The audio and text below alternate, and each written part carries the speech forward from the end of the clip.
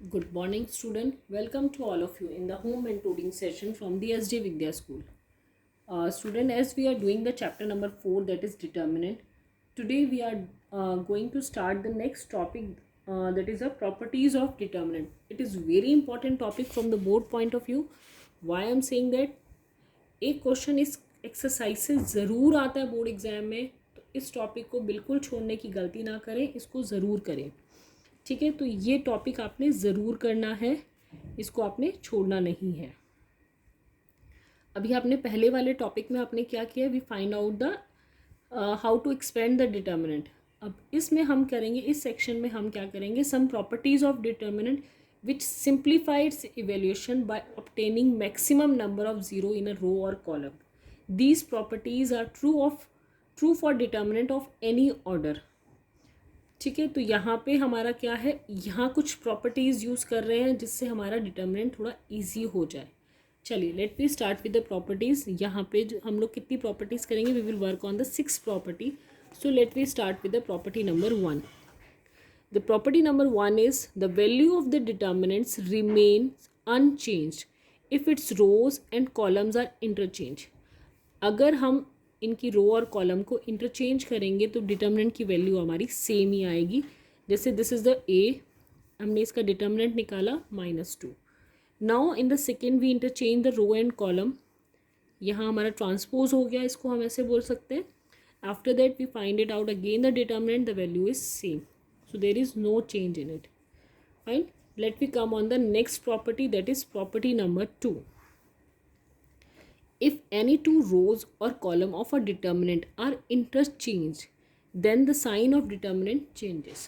अब इसमें क्या बोला है, इसमें तो हमने पहली प्रॉपर्टी में तो क्या किया था, रो और कॉलम को इंटरचेंज किया, जिसको हम ट्रांसपोज बोलते हैं। सेकेंड प्रॉपर्टी में हमने क्या किया, कोई भी दो रो या कोई दो कॉलम उनको इंटरचेंज कर रहे हैं। जैसे मैं एग्जांपल ले रही हूँ ये, तो यहाँ पे हमने क्या किया, R1 और R2 को इंटरचेंज किया। तो इंटरचेंज करने के बाद ये आपस में ऐसे हो जाएगा। तो चलिए देखते हैं, ए का डिटर्मिनेंट हमारे पास कितना था, -2, that we already find out.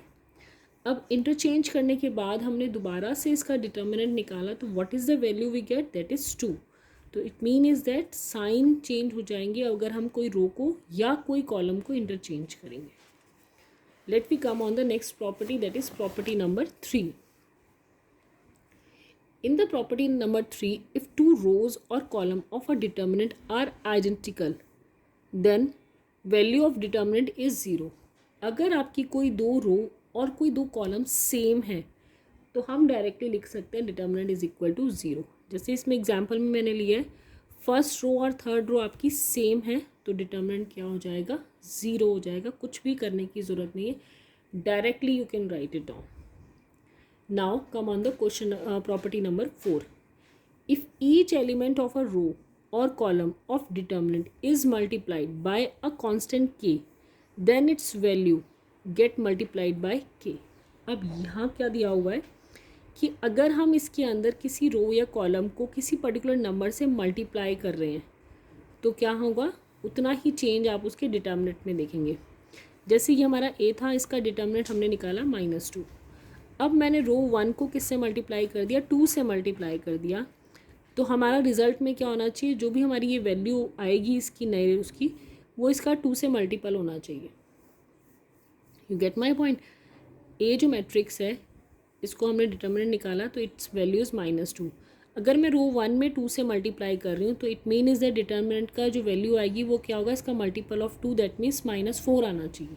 चलिए देख लेते हैं करके एक बार।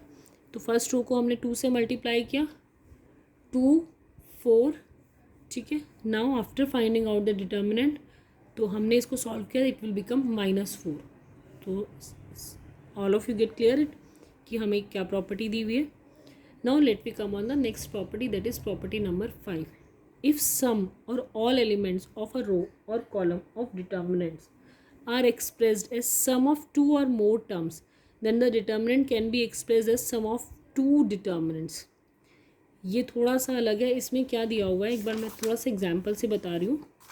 अब जैसे आपके पास इस टाइप से इक्वेशन है, सॉरी इस टाइप से आपके पास मैट्रिक्स है। अब हम इसको क्या कर सकते हैं, दो पार्ट्स में डिवाइड कर सकते हैं।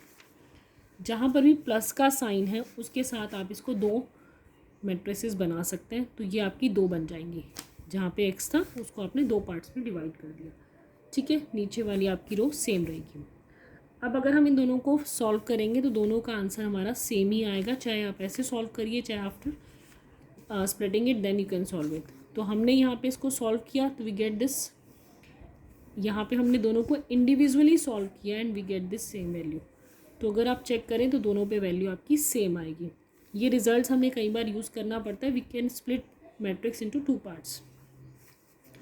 Now the next is last property, if to each element of any row or column of a determinant the multiples or corresponding element of the row or column are added, then the value of determinant remains the same। यहाँ पे क्या बोला है कि अगर हम इसके अंदर प्रॉपर्टीज़ अप्लाई करते हैं कुछ भी तो आपकी वैल्यू में कोई चेंज नहीं आएगा। जैसे जैसे हम लोगों ने लास्ट उसमें किया था एलिमेंट्री ऑपरेशन में, तो आपका डिटर्मिनेंट की वैल्यू सेम रहेगी। A is the matrix.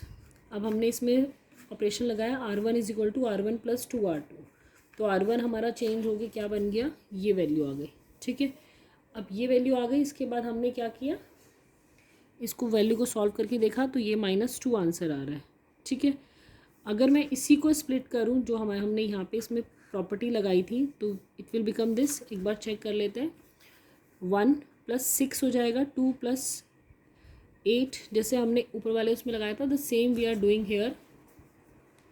तो 1 2 3 4 हमने एक तरफ कर दिया, 6 8 3 4 एंड दोनों को सॉल्व किया, we get the same answer.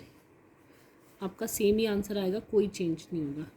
I hope that all of you get clear this concept. Thank you student, have a nice day.